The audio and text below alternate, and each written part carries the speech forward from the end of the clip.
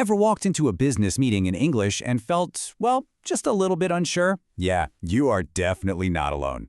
So in the next few minutes, we're going to build up that confidence. We'll master all the essential phrases you need to totally succeed from the very beginning to the very end.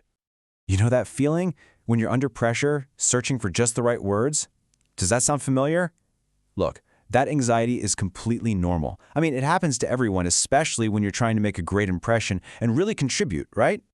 But here's the great news. We can totally replace that nervousness with real confidence. So in this explainer, we're going to build a super practical toolkit of phrases you can literally start using in your very next meeting. How cool is that?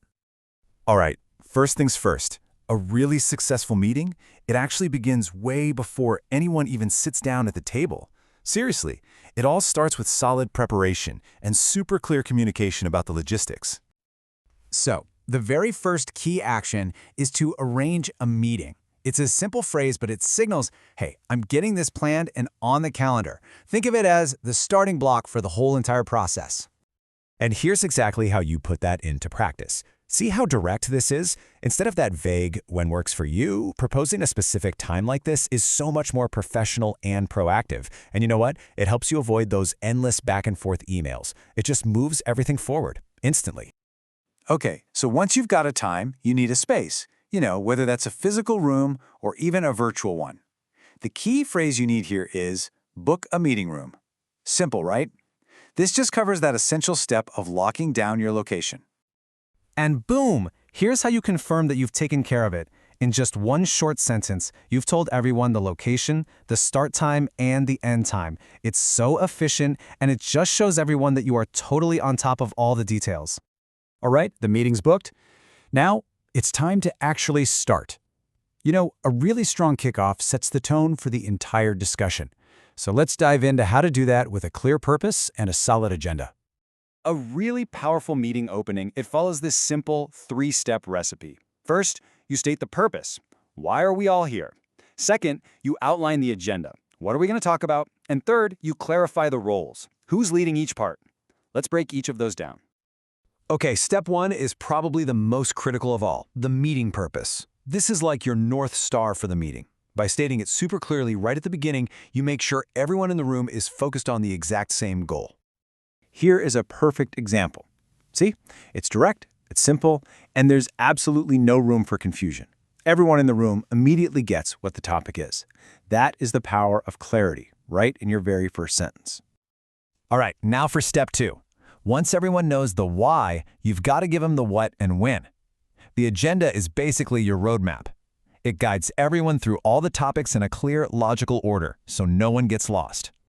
And this phrase, this is your tool for guiding that conversation. When you say, the first item on our agenda is, you're formally kicking off the discussion and pointing everyone's attention to the first topic. It's how you keep the meeting on track and, really importantly, on time.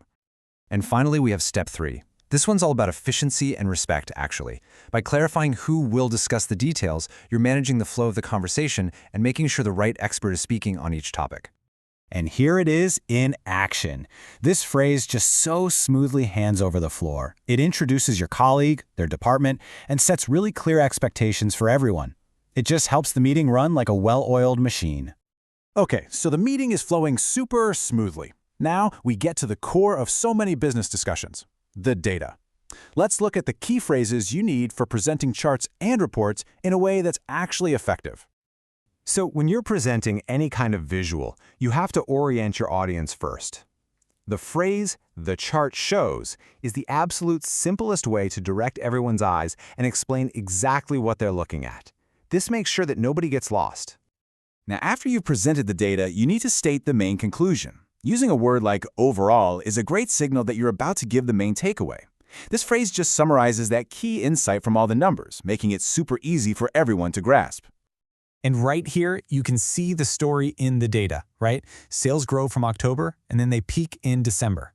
The phrases we just covered, those are the tools you use to turn a visual like this into a really clear, compelling story for your whole team. So, the meeting's over, but your work isn't quite done yet. The final crucial step is to report the outcomes to your boss or your team or any other stakeholders who couldn't be there. And here's a fantastic tip, maybe a little life hack for you. These same phrases, they double as a perfect template for your summary report. You can use these exact sentence patterns to quickly and professionally let your boss know all about the meeting's purpose, its structure, and all the key details. So let's bring it all together, shall we? We covered the entire cycle, from handling the logistics, to setting a clear agenda and roles, to explaining data logically, and finally, reporting the results.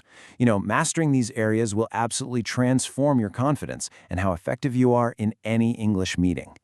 Because at the end of the day, confidence really just comes from practice. So as you think about everything we've just covered, I have one last question for you. For your next meeting, what's the very first phrase you're going to practice to start building that confidence right away?